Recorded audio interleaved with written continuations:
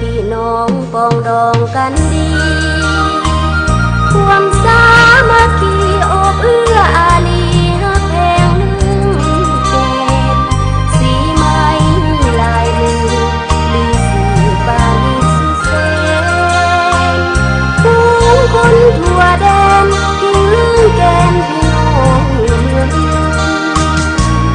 พาดมาคำสู่รักคืนงามตาแสนสง่าสร้างมาข่าวก่อนจากธนธรรมงามล้ำเสื้อผ้าอาภรณ์ขับลือเสียงปีวิวรณ์แสนอ่อนซ้อนงานสร้างเมือง